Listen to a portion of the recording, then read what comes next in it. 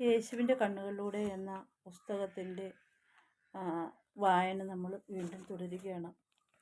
അവർ തടാകത്തിലേക്ക് ഓടിയിറങ്ങി പരസ്പരം വെള്ളം തെറിപ്പിച്ച് കളിക്കുകയും നീന്തി തുടിക്കുകയും ചെയ്തു. നിമിഷങ്ങൾക്കകം കളിയും ചിരിയുമായി അവർ ഒന്നു ചേർന്ന് ബഹളം വെച്ച് സന്തോഷിക്കുവാൻ തുടങ്ങി.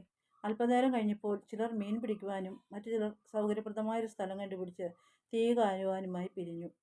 അവർ ആയാസരഹിതമായി സന്തോഷിച്ച് നടക്കുന്നത് കണ്ടപ്പോൾ എൻ്റെ മനസ്സിന് സുഖം തോന്നി. ഞങ്ങൾ പിതാവിനെ മഹത്വപ്പെടുത്തേണ്ടതിന് ഒരുപാട് ദൂരം നടക്കുകയും അലയുകയും പ്രവർത്തിക്കുകയും ചെയ്തിരുന്നു. ഇപ്പോൾ വിശ്രമിക്കുവാനുള്ള സമയമാണ്. തോമസ് എൻ്റെ അരികിൽ തന്നെ ഉണ്ടായിരുന്നു. നല്ല മീൻ തിന്നുവാൻ അവൻ ആഗ്രഹം പ്രകടിപ്പിച്ചു. കർത്താവെ, പിടിക്കുന്ന മീൻ പാകം ചെയ്താൽ നല്ല സ്വാദാണ്. വിശേഷിച്ച് ഈ പ്രദേശത്തെ മത്സ്യത്തിന് രുചിയേറും. അവർക്ക് ധാരാളം മീൻ ലഭിക്കുമായിരിക്കും. തോമസ്, നമുക്ക് വേണ്ടത് ലഭിക്കും. നിനക്കും മറ്റുള്ളവർക്കും വയറ് നിറച്ച് കഴിക്കുവാൻ മീൻ ലഭിക്കാതിരിക്കുകയില്ല. അപ്പോൾ കൈനിറയെ മത്സ്യവുമായി സന്തോഷത്തോടെ തുള്ളിച്ചാടി ഉച്ചത്തിൽ വിളിച്ചു പോയിക്കൊണ്ട് യാക്കോബ് തീരത്തോടി ഓടി വരുന്നുണ്ടായിരുന്നു. നോക്കൂ കർത്താവേ, നമുക്ക് എത്രയധികം മീനാണ് ലഭിച്ചിരിക്കുന്നത്. തോമസ് എന്നെ കടാക്ഷിച്ചുകൊണ്ട് പറഞ്ഞു. ഇന്ന് എന്തായാലും ആസ്വദിച്ച് കഴിക്കണം. അവൻ്റെ കണ്ണുകളിൽ ഉടനെ കഴിക്കുവാൻ പോകുന്ന ഭക്ഷണം ഓർത്തിട്ടുണ്ടായ ഒരു തിളക്കം ഞാൻ കണ്ടു. തോമസ്, പിതാവ് തൻ്റെ കാരുണ്യത്താൽ നമുക്ക് ജീവൻ നിലനിർത്തുവാൻ ആവശ്യമായ ഭക്ഷണം നൽകുമ്പോൾ നമ്മൾ അവിടത്തേക്ക് നന്ദിയും സ്തുതിയും പറയണം. ശിഷ്യന്മാർ ഒരുമിച്ച് കൂടുകയും ഞാൻ മത്സ്യം ആശീർവദിക്കുകയും ചെയ്തു. പിതാവിൻ്റെ മനസ്കതയ്ക്ക് നന്ദി പറഞ്ഞു. മീൻ പാകം ചെയ്യുമ്പോൾ അതിൻ്റെ കൊതിയൂർന്ന ഗന്ധം വായുവിൽ തങ്ങി നിന്നു. മീനിൻ്റെ വലുപ്പത്തിൽ ആകൃഷ്ടനായി വിസ്മയത്തോടെ അത് നോക്കിയിരിക്കുകയായിരുന്നു യൂദാസ് കറിയോത്തയല്ല. കർത്താവേ, എന്തു വലിയ മീനാണ്! ഇതുപോലത്തെ മത്സ്യം ഞാൻ കണ്ടിട്ടേയില്ല. നല്ല കൊതിയൂറുന്ന മണവും. തീർച്ചയായും ഇതിന് നല്ല രുചിയായിരിക്കും. അത് കഴിക്കുന്ന കാര്യം ഓർത്തപ്പോൾ അവൻ്റെ കണ്ണുകൾ വികസിച്ചു. നിങ്ങളുടെ മുമ്പിലിരിക്കുന്ന ഭക്ഷണം നോക്കൂ. എല്ലാ ശിഷ്യന്മാരോടുമായി ഞാൻ പറഞ്ഞു. പിതാവിൻ്റെ ജോലി നിർവഹിക്കാൻ ആവശ്യമായതെല്ലാം അവിടുന്ന് നിങ്ങൾക്ക് തരും. നിങ്ങൾക്ക് ആവശ്യമുള്ളതും അതിലേറെയും തരുന്നു. ദൈവമേ സ്തുതി, തോമസ് ഉച്ചത്തിൽ പറഞ്ഞു. ഞങ്ങൾ എല്ലാവരും ചേർന്ന് പിതാവിന് നന്ദിയും സ്തുതിയും അർപ്പിച്ച് സ്നേഹവും സന്തോഷവും നിറഞ്ഞു നിന്ന ലളിതമായ സംഭാഷണത്തിൽ ഏർപ്പെട്ടുകൊണ്ട് ഞങ്ങൾ ഭക്ഷണം കഴിച്ചു. എല്ലാം കഴിഞ്ഞ് വിശ്രമിക്കുമ്പോൾ ഞാൻ പറഞ്ഞു, പിതാവ് നൽകിയ അതിവിശിഷ്ടമായ ആഹാരം നിങ്ങളിന്ന് എന്നോടൊപ്പം ആസ്വദിക്കുകയുണ്ടായി. എന്നാൽ ഞാൻ നിങ്ങളോട് പറയുന്നു, ഭാവിയിൽ പിതാവ് നിങ്ങൾക്ക് തരുവാൻ പോകുന്ന ഭക്ഷണം യഥാർത്ഥ ജീവനു വേണ്ടിയുള്ളതായിരിക്കും. പിതാവ് തൻ്റെ പുത്രനിലൂടെ നിങ്ങൾക്ക് നിത്യമായ നിത്യജീവൻ വാഗ്ദാനം ചെയ്യുന്നു. പിതാവ് യഥാർത്ഥ ജീവൻ്റെ അപ്പവും പാപമോചനത്തിൻ്റെ വീഞ്ഞും നിങ്ങൾക്ക് നൽകുന്നതാണ്. സ്വർഗത്തിൽ നിന്ന് ഇറങ്ങി വന്ന പുത്രൻ ഞാനാകുന്നു. നിങ്ങളുടെ ആത്മാക്കളെ പൂരിതമാക്കുന്ന അപ്പം ഞാനാകുന്നു. പാപമോചനമാകുന്ന വീഞ്ഞും ഞാനാകുന്നു. സ്വപുത്രനായ എന്നിലൂടെ മാത്രമാണ് പിതാവ് നിത്യജീവൻ്റെ അപ്പം വാഗ്ദാനം ചെയ്യുന്നത്. ഞാൻ പുത്രനാണ്. പിതാവ് വാഗ്ദാനം ചെയ്യുന്ന ഭക്ഷണം ഞാനാണ്. നിങ്ങളുടെ ആത്മാക്കളെ തീറ്റിപ്പോറ്റുകയും നിങ്ങളെ സമാധാനം കൊണ്ട് നിറയ്ക്കുകയും ചെയ്യുന്ന ഭക്ഷണം ഞാനാണ്. എന്നിൽ നിന്ന് ഭക്ഷിക്കൂ, നിങ്ങൾക്ക് ഒരിക്കലും വിശക്കുകയില്ല. അവരുടെ മുഖത്ത് അനിശ്ചിതത്വവും ചിന്താക്കുഴപ്പവും നിഴലിക്കുന്നു. അതുകൊണ്ട് ഞാൻ പറഞ്ഞു, നിങ്ങൾക്ക് സാധിക്കുമ്പോൾ ഭക്ഷിക്കുകയും ആനന്ദിക്കുകയും ചെയ്യുക. അപ്പോൾ ആവശ്യ നേരത്ത് നിങ്ങൾക്ക് വിശപ്പുണ്ടാവുകയില്ല. അവർക്ക് ഞാൻ പറഞ്ഞത് മനസ്സിലായില്ല. വരും കാലങ്ങളിൽ നിങ്ങൾ പുറകോട്ട് ചിന്തിക്കുകയും ഞാൻ പറഞ്ഞതിൻ്റെ പൊരുൾ മനസ്സിലാക്കുകയും ചെയ്യും. പിന്നീട് മറ്റുള്ളവരോട് ഇപ്രകാരം പറയുന്നത് നിങ്ങളായിരിക്കും. കർത്താവെ, ഞങ്ങൾ എങ്ങനെ എപ്പോൾ മനസ്സിലാക്കാനാണ്? പലപ്പോഴും അങ്ങ് പറയുന്നതിൻ്റെ പൊരുൾ മനസ്സിലാക്കാൻ ഞങ്ങൾ വല്ലാതെ ബുദ്ധിമുട്ടുന്നു. മത്തായിയാണ് ഇപ്പോൾ പറഞ്ഞത്. എൻ്റെ വാക്കുകൾ വിശ്വസിക്കൂ. ഞാൻ നിങ്ങളോട് പറയുന്നു, ഞാൻ എൻ്റെ പിതാവിൻ്റെ പക്കലേക്ക് തിരികെ ചെന്ന് കഴിയുമ്പോൾ നിങ്ങൾ ദൈവത്തിൽ നിന്നുള്ള ജ്ഞാനമാണ് നിറയപ്പെട്ടവരാകും.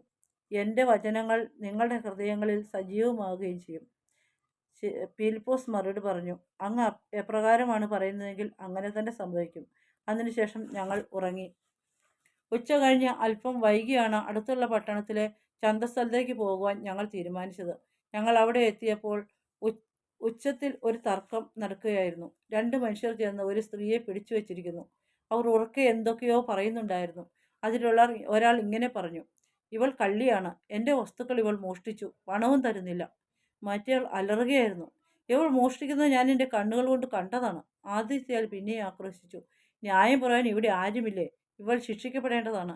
അപ്പോൾ ആളുകൾ ഉറക്കെ ഉറക്കെ പറഞ്ഞു, കള്ളി, കള്ളി, കള്ളി. വയസ്സായി മെലിഞ്ഞ് വിളറിയ ആ പാവം സ്ത്രീ ഭയപ്പെട്ട് ചുറ്റുപാട് നോക്കി. അവൾ യാചിച്ചു, കരുണയുണ്ടാവണേ, ഈ കിളവിയോട് കരുണ കാണിക്കൂ. ഞാൻ മുമ്പോട്ട് ചെന്ന് ആ സ്ത്രീയുടെ കൈ പിടിച്ചുകൊണ്ട് അവളെ ആ മനുഷ്യരുടെ കൈകളിൽ നിന്ന് മോചിപ്പിച്ചു. താങ്കൾ എന്താണ് ചെയ്യുന്നത്? എൻ്റെ സാധനങ്ങൾ മോഷ്ടിച്ചവരാണിവൾ. അതിലൊരാൾ എന്നോട് പറഞ്ഞു. സ്നേഹിത, താങ്കളുടെ വിലപിടിപ്പുള്ള ഏത് വസ്തുവാണ് ഇവൾ എടുത്തത്? ഇവൾ കുറച്ച് ധാന്യം മോഷ്ടിച്ചു. 1/2 ഷെക്കൽ വില വരും. അയാൾ പറഞ്ഞു. യൂദാസേ, ഇയാൾക്ക് ധാന്യത്തിൻ്റെ വിലയായി 1 ഷെക്കൽ കൊടുക്കൂ. ഒരു നിമിഷം യൂദാസ് ഒന്ന് അമ്പരന്നു. പിന്നെ കീശയിൽ കൈയിട്ട് 1 ഷെക്കൽ എടുത്ത് അയാൾക്ക് കൊടുത്തു. ആ മനുഷ്യൻ ആ സ്ത്രീയുടെ നേരെ വിരൽ ചൂണ്ടിക്കൊണ്ട് പറഞ്ഞു, എങ്കിലും ഈ സ്ത്രീ മോഷണം നടത്തിയവളാണ്. പാപമാണിവൾ ചെയ്തിരിക്കുന്നത്. സ്ത്രീയെ, നിങ്ങൾ എന്തിനാണ് മോഷ്ടിച്ചത്? പ്രഭു, എനിക്ക് ഭക്ഷിക്കുവാൻ ഒന്നുമില്ലാത്തതിനാലാണ് ഞാൻ മോഷ്ടിച്ചത്. എൻ്റെ മകൻ 1 വർഷം മുമ്പ് മരിച്ചു. പിന്നെ എനിക്ക് താങ്ങായി ആരും ഉണ്ടായിരുന്നില്ല. ഇവിടെ നിൽക്കുന്ന ഈ സഹോദരന്മാരോട് അല്പനേരം മുമ്പ് എന്നെ ഒന്ന് ചെറുതായി സഹായിക്കുവാൻ ഞാൻ അപേക്ഷിച്ചതാണ്. എന്നാൽ ആരും കൂട്ടാക്കിയില്ല. ചുങ്കം പിരിവുകാർ എൻ്റെ വീട് എടുത്തു. അയൽവാസികൾ എൻ്റെ വളർത്തുമൃഗങ്ങളെയും കൊണ്ടുപോയി. എൻ്റെ കൈവശം ഇപ്പോൾ യാതൊന്നുമില്ല. പുരോഹിതന്മാർ പോലും എന്നെ ദേവാലയമുറ്റത്ത് കയറ്റുന്നില്ല. എന്തെന്നാൽ എൻ്റെ പക്കൽ ദൈവത്തിന് കാഴ്ച അർപ്പിക്കാൻ പണമില്ല. പ്രാർത്ഥനയും സ്നേഹവുമല്ലാതെ ദൈവത്തിന് നൽകാൻ എനിക്ക് മറ്റൊന്നുമില്ല. അവർ കരഞ്ഞുകൊണ്ട് എൻ്റെ കാൽക്കൽ വീണു. എന്നിട്ട് ഇപ്രകാരം പറഞ്ഞു, യജമാനനെ, എൻ്റെ മകൻ മരിച്ചതിന് ശേഷം ആദ്യമായിട്ടാണ് ഒരാൾ എന്നോട് ദയ കാണിക്കുന്നത്. ഞാൻ താങ്കളെ ഒരിക്കലും മറക്കുകയില്ല. ഞാൻ ചുറ്റും നോക്കി. എല്ലാവരും നിശബ്ദരായി ലജ്ജയെ തല താഴ്ത്തി നിന്നിരുന്നു. ഞാനിന്ന് ഇവിടെ വെച്ച് നിങ്ങളോട് പറയുന്നു, നിങ്ങളുടെ പിതാവായ അബ്രാഹാം ആവശ്യപ്പെടുന്നത് പോലെ നിങ്ങളിൽ ഒരുവൻ പോലും ജീവിച്ചിട്ടില്ല. ദൈവം മോശയ്ക്ക് നൽകിയ കൽപ്പനകൾ ആരും പാലിച്ചിട്ടില്ല. നിങ്ങളോട് മറ്റുള്ളവർ കരുണയോടും ദയയോടും ക്ഷമാപൂർവ്വം വർത്തിക്കണമെന്ന് നിങ്ങൾ ആഗ്രഹിക്കുന്ന പോലെ നിങ്ങൾ മറ്റുള്ളവരോട് വർത്തിക്കുന്നില്ല. നിങ്ങളുടെ പുരോഹിതന്മാരും പ്രമാണികളുമാകട്ടെ അവരുടെ ഒരു സഹോദരിയെ അല്ലെങ്കിൽ ദൈവത്തിൻ്റെ ഒരു മകളെ ഇപ്രകാരം അവഹേളിച്ചുകൊണ്ട് അവർക്ക് തന്നെ ലജ്ജ വരുത്തി വച്ചിരിക്കുന്നു. പുരോഹിതന്മാരും പ്രമാണിമാരും അവരെക്കുറിച്ച് മാത്രം ചിന്തിക്കുന്നു. അവരവരുടെ സമ്പത്തും പ്രശസ്തിയും മാത്രം അത്യാവശ്യത്തിലിരിക്കുന്നവരെ, അവരെ സഹായിക്കേണ്ടവർ തന്നെ അവഗണിക്കുന്നു. ഒരു പുതിയ മതശാഖ മുളയ്ക്കുന്ന ദിവസം വരുന്നതിൽ അതിശയിക്കാനൊന്നുമില്ല. അതെ, സത്യമായും ദൈവത്തിൻ്റെ ആലയമായ തിരുസഭ ഉണ്ടാകും. നിങ്ങൾക്ക് അപമാനവും. ഇത്രയും പറഞ്ഞിട്ട് ഞാൻ നിശബ്ദനായി അവിടെ വിട്ടുപോയി. എൻ്റെ ശിഷ്യന്മാരോട് ആ പ്രായമായ സ്ത്രീയെ യൂദയായിലുള്ള എലിസബത്തിൻ്റെ പക്കലേക്ക് കൊണ്ടുപോകാൻ നിർദ്ദേശിച്ചു. എലിസബത്ത് അവളെ സ്വന്തം എന്ന പോലെ കരുതി ശുശ്രൂഷിച്ചുകൊള്ളും. നമ്മുടെ ഇന്നത്തെ വായന ഇവിടെ അവസാനിക്കുകയാണ്. വളരെ ശ്രദ്ധയോടുകൂടി ഇത് കേൾക്കുകയും ധ്യാനിക്കുകയും ചെയ്യാം.